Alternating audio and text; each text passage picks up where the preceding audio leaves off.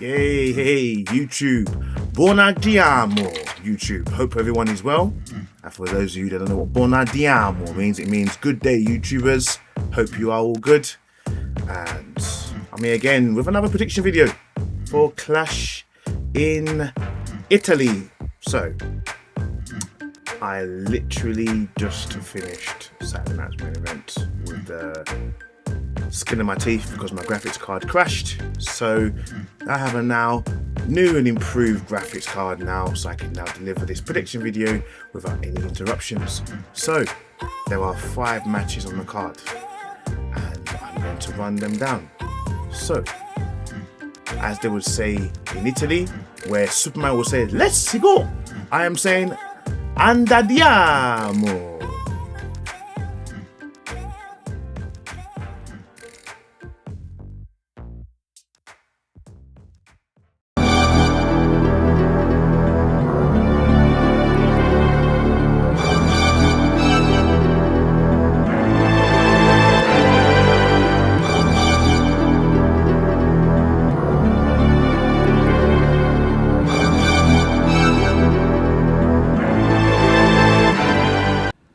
If any of you would like to be updated on any future videos I'm about to release, or just to follow me in general, you can follow me on X at www.x.com/Manlykefresh. So, the first match for Clash in Italy, which I'm going to cover, let's start off big. Let's start off with the WWE Undisputed Championship. Let's start off with Cody Rhodes, the undisputed WWE champion, taking on the Ring General, the career destroyer, Gunther. Yes, let's talk about that. Let's talk about it, as Trick Williams would say. So, how did this match come about? So, just after Backlash, was it just after Backlash or was it just before Backlash? So, Cody Rhodes, just before Backlash, got himself into an altercation with Gunther. Gunther literally wanting to come over to SmackDown, challenge for the WWE Championship and gain a match. Obviously, during that whole drama of trying to get him a match, there was the whole drama of him not wanting to sign the contract, and then Royce Keys then saying he will, sign the contract. Them two had a match, and then Gunther eventually did become #1 contender for the championship. Now, Cody Rhodes' whole gimmick of I'm not hard to find but hard to beat really pisses me off, because look at the guy. I'm bigger than Cody Rhodes. I'm 6 foot exactly. I weigh 250 pounds. I don't know if Cody Rhodes matches that. I don't think Cody Rhodes is even 250. I'm being real. I could beat Cody Rhodes if I wanted to. No, maybe not. Maybe I'm exaggerating. But on a real, my point is, Cody Rhodes is not a believable heavyweight champion. He's credible, but giving him this whole super gimmick thing that he had going with like John Cena did, it doesn't fit his character. I mean, he hasn't got the frame, he hasn't got the muscle mass. He's more of a, I don't want to call him a cruiserweight, he's more of a light heavyweight, Cody Rhodes. In fact, let's have a look how big Cody Rhodes is. How much does Cody Rhodes actually weigh? Let's get the Google up. Google is your friend. So Cody Rhodes is 6'2" and weighs 222 pounds. Remember, I'm 250. I'm heavyweight. If I was a wrestler, I'd be heavyweight. Yeah? Cody Rhodes is 222 pounds. His opponent, Gunther, might I add, is 6'4" and weighs 250 pounds. Gunther and I weigh the same amount. Yeah? Gunther is just 4 inches taller than me. Now, to believe that Cody Rhodes could beat Gunther on a normal day is laughable, especially with how Gunther has been positioned. However, we all know what's going to happen. Gunther will lose. Cody Rhodes will retain his championship. That's simple. That's simple. And the reason why I didn't do a great analysis on this match, because I don't give a crap about it. I don't care. I don't care. I don't know why Gunther's in the match to begin with. Like, he should be killing careers. That's what your job is. Do your job, Gunther. Do your job. Be a career killer. Yeah? Anyway, Cody Rhodes to win and retain.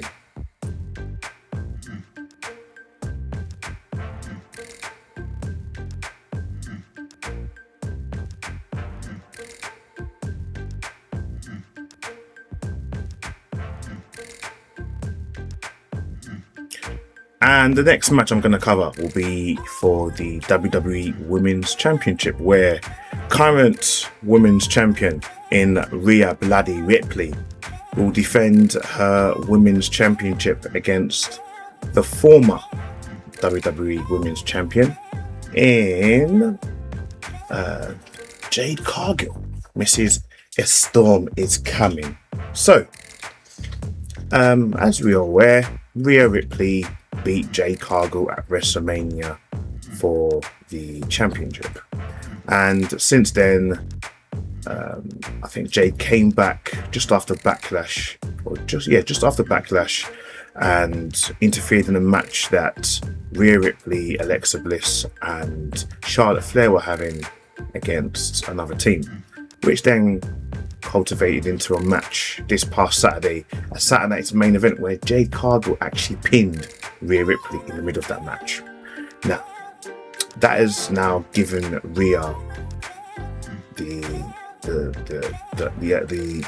not even Rhea, sorry, Jade. It's given Jade the mental advantage over Rhea, telling Rhea that I can beat you, I can pin you, I can get a win, I can get my championship back, just like that, basically. Now, obviously, Clash in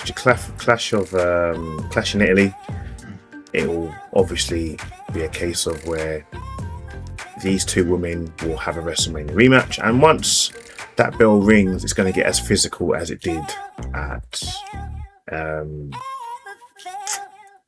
WrestleMania. Now, what I think is happening now is that they're currently seen to be setting up an alliance between Rhea and Charlotte and Alexa. Now, Rhea and Charlotte are not the best of friends, but they are willing to put their differences aside. So I believe Charlotte Flair and Alexa Bliss will have Rhea's back in this match by keeping away B-Fab and Mi Chim from the match. So I believe that Rhea Ripley will win this match. Don't ask me how. I don't know whether it's going to be by DQ or whether it's going to be by pinfall, but I do believe Rhea Ripley will win and retain her WWE Women's Championship.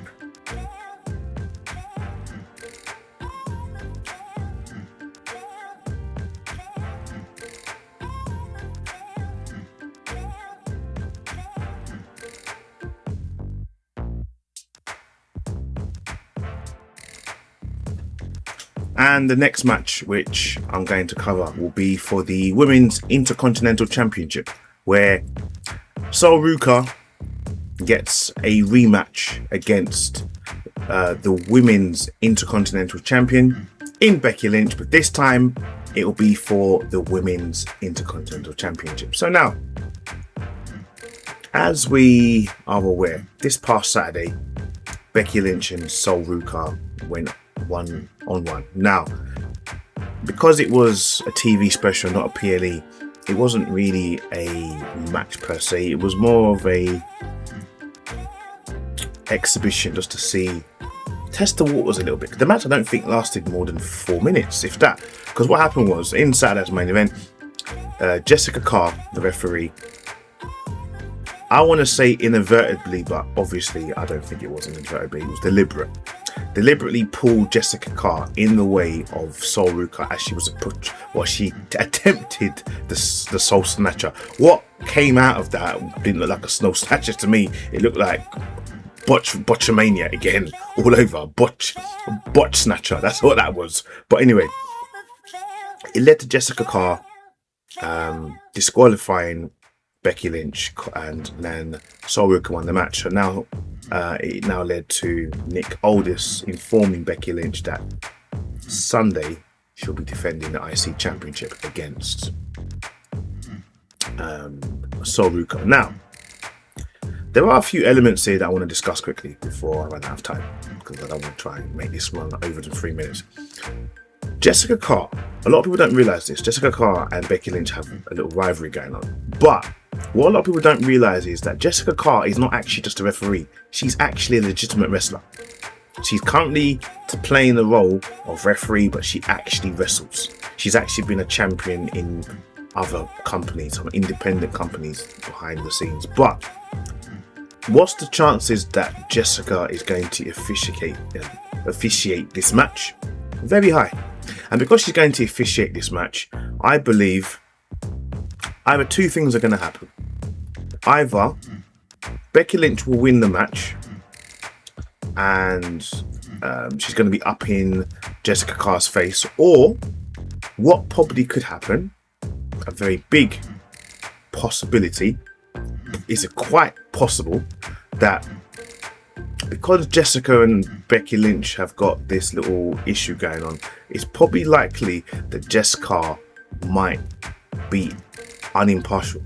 She might witness something like maybe Sol Ruka hits her with a soul snatcher, or it's quite possible she hits her with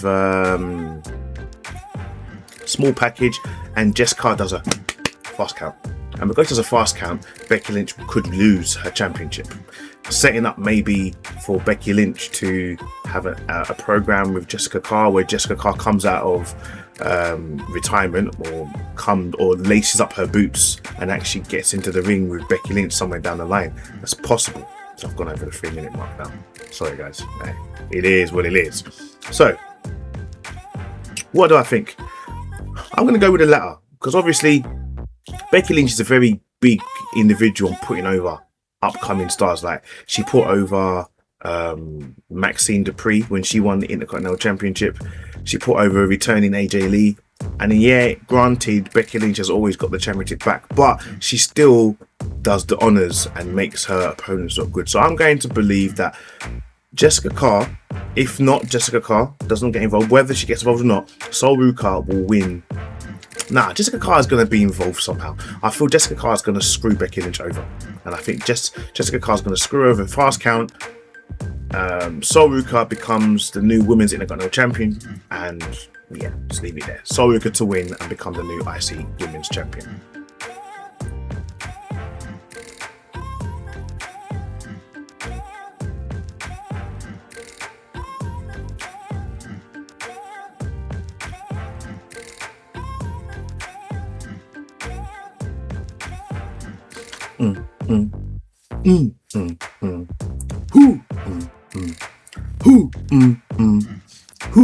I think you know what match I'm referring to now.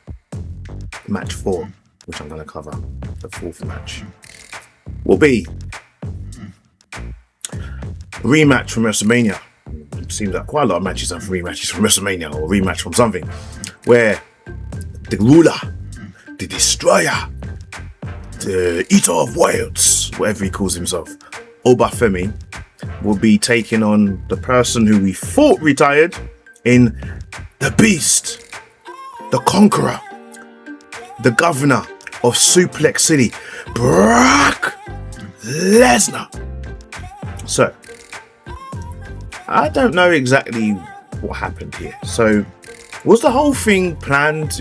Was this supposed to happen? Was Obafemi supposed to squash Brock Lesnar at WrestleMania, and Brock Lesnar was a kayfabe retire, or did he legitimately retire and TKO offer him a large sum of money for him to return? And about 2 Mondays ago, during Obafemi's entrance, when he was doing his little pose, you know, that little pose he does, where the lights go down, and then Brock came in the ring, F5'd him about 4 times. Still making Oba look strong. Like, come on. Oba took 4 F5s and my man was still moving. Like, come on. If that's not a sign that WWE is trying to boost Obafemi as the next big thing, and Brock Lesnar is the man that's going to do it for him, I don't know what else to say, because let's legitimately say, call it how it is. Brock Lesnar is a businessman. Brock Lesnar will never do business for someone who he doesn't like, 2, if he doesn't see any potential in them, and 3, if it doesn't benefit him. Brock Lesnar is possibly one of the most selfless wrestlers there is out there. And I'm telling you right now, I don't know if that's going to happen this Sunday, but I feel Brock Lesnar is working with Oba to put Oba over. So I feel like this is going to be one of many matches. So maybe this is match 2, and the whole rivalry between these two could like cultivate, could literally come to an end at maybe SummerSlam. How far are we now? So we've got June, July, August. SummerSlam is around August. It's possible that this match will end with Brock Lesnar, I wouldn't say dominantly beating Oba, but he will pin Obafemi, or might even get a controversial win where he puts the Kimura on, and I don't know, the referee thinks he tapped but he doesn't tap. I don't know how we're going to do this, but I think they're going to make Obafemi still look strong in it, but they're going to give the win to Brock Lesnar. So I feel like Brock Lesnar will win this match, making it 1-1, one piece each, and then from there we get a rubber match later on, probably like I said at SummerSlam, because I swear, isn't it at SummerSlam where Brock Lesnar's hometown, where is Brock Lesnar from again? Is it Massachusetts or is it Missouri? I can't remember where he's from again. He's from Minnesota. He's from Minnesota. So I swear, one of the PLEs, I'm sure it's SummerSlam, is in Minnesota. That could be where the whole rivalry ends and Brock Lesnar loses. That's if they don't put Gunther against him, but let's just say how I'm saying it. Obafemi will have another match with Brock Lesnar. Probably that's where he'll retire Brock Lesnar officially. But for now, it's going to be Brock Lesnar to win.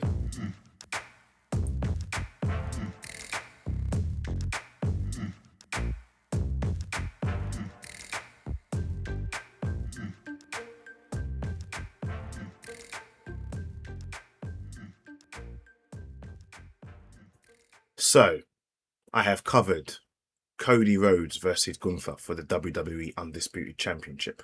I have covered Jade Cargill and Rhea Ripley. Who's Rhea Ripley, Manuel? Jade Cargill versus Rhea Ripley for the Women's Championship. I have covered Becky Lynch and Sol Ruka for the Intercontinental Women's Championship. And I have covered Brock Lesnar versus Obafemi. So that's 4 matches. So there's one match left, guys. And what match would that be? That would be the main event.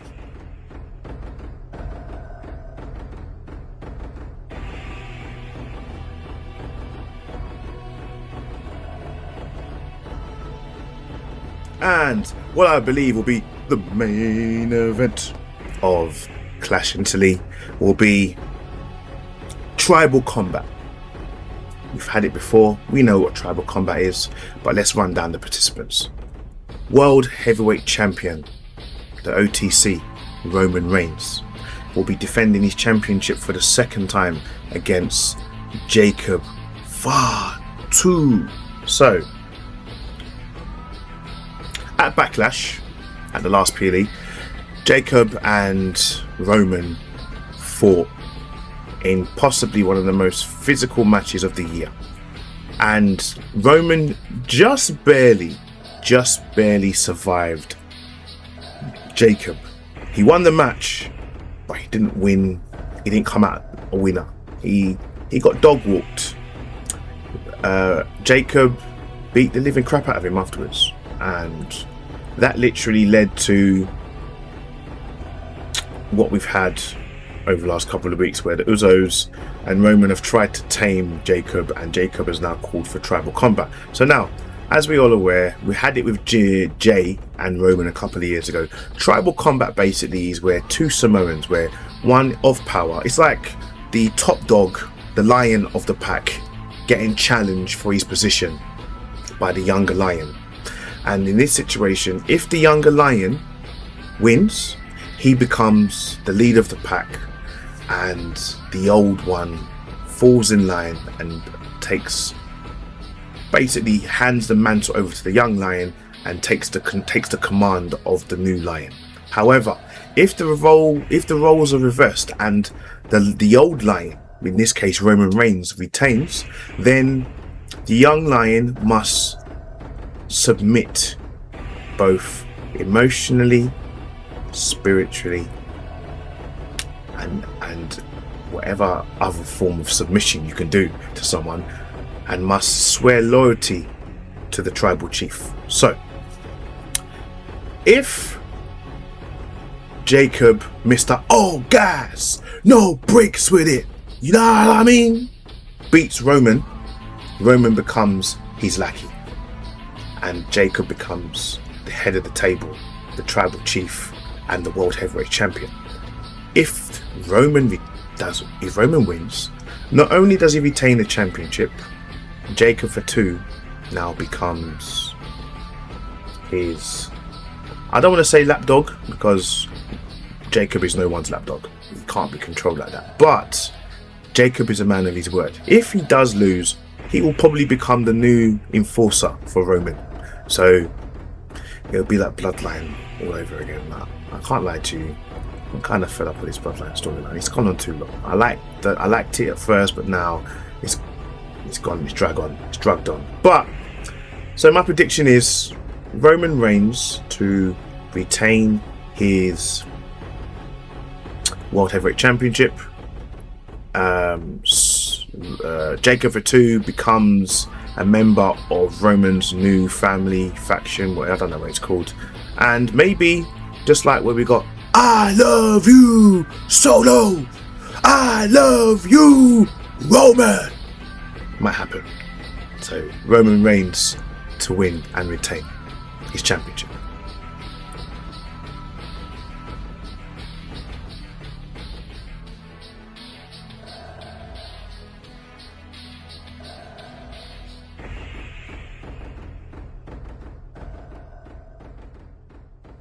Before you guys leave, kindly do me the greatest honour by subscribing to my YouTube channel by clicking on subscribe, and by following me on my only social media platform of X at www.x.com/Manlykefresh, where you'll be updated with any future videos which are about to come out, whether it be my wrestling videos or my gaming videos or my top 20s.